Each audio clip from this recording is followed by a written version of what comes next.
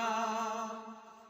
যত দিনে জীবন বিনা বাঁচিবে,